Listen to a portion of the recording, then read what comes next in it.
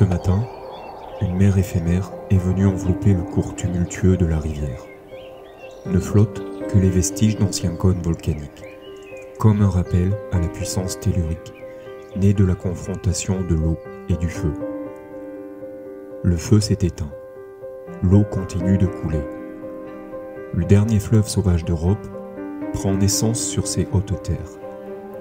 Goutte après goutte, a forgé son passage dans le vieux socle cristallin, puis s'est mesuré aux terribles forces des entrailles de la terre, rajoutant à la grandeur et à la beauté de sa vallée.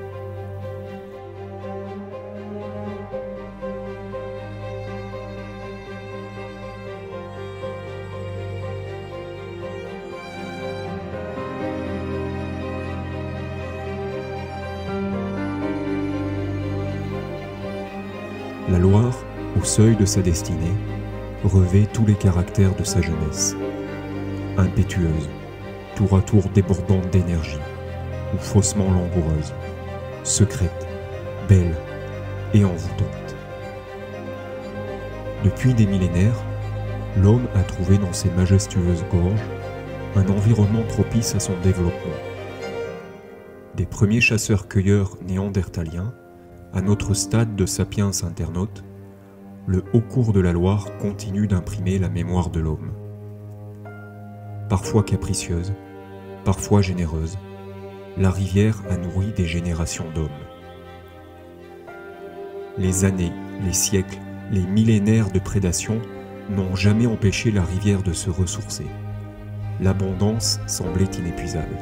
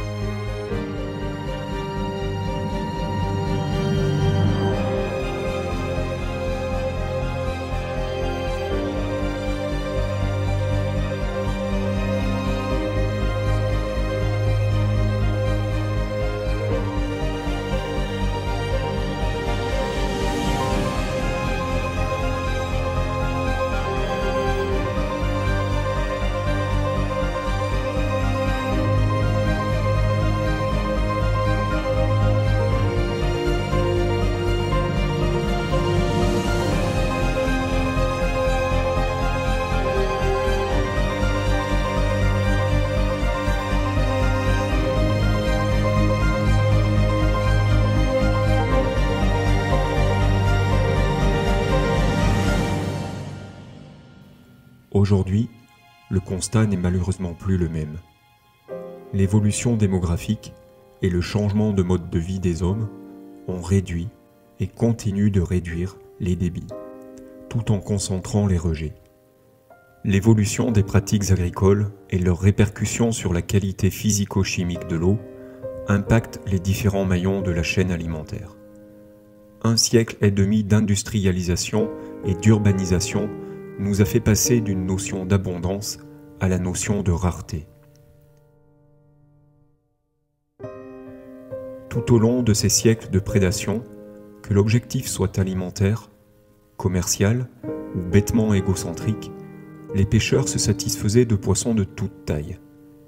Peu d'individus à écailles réchappaient aux mailles ou aux hameçons. Peu de chances de passer au travers et peu de chances de grossir. À cela s'ajoute le fait que dans l'esprit des pêcheurs, les rares poissons atteignant une taille respectable constitueraient une redoutable concurrence, justifiant l'éradication systématique.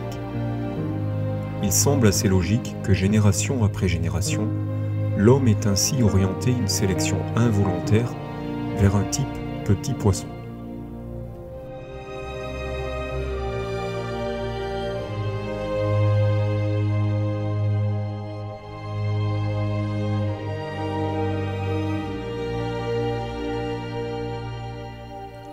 Aujourd'hui, les sociétés de pêche gérant le linéaire de la haute vallée de la Loire se sont unies, avec l'idée commune de changer d'orientation, l'idée de redonner à la rivière une chance de retrouver de gros poissons. La société de pêche de Goudet-Arlande et la société de pêche du Pont de Chadran ont créé l'Union halieutique de la Loire-Amont. L'objectif est multiple. Débuter une harmonisation à l'échelle d'un bassin versant. Unir leurs forces, mutualiser leurs moyens, partager leurs garderies et expérimenter une gestion halieutique avec la mise en place d'une fenêtre de prélèvement. L'idée est très simple. En dessous de 25 cm, le poisson est remis à l'eau, pas de changement. L'originalité, c'est la mise en place d'une maille supérieure. Au-dessus de 35 cm, le poisson est également remis à l'eau. Entre ces deux mailles, un prélèvement limité à 4 truites par jour et 0 ombre permettra de préserver le potentiel de la rivière. Cette expérience sera menée sur le linéaire qui a échappé au projet de construction du barrage de Serre de la Fare à la fin des années 80. Grâce à l'appui de la Fédération de pêche de Haute-Loire, les gorges ayant réchappé au désastre seront classées Parcours Passion, parcours labellisé par la Fédération nationale de la pêche. Ce prélèvement raisonné, permettant aux gros poissons de se reproduire, pourrait inverser progressivement un morphotype, voire une génétique. Un gros poisson n'est pas nocif pour la rivière, sa descendance étant bien plus nombreuse que ses victimes, et son précieux patrimoine génétique étant la preuve d'une parfaite adaptation à sa rivière.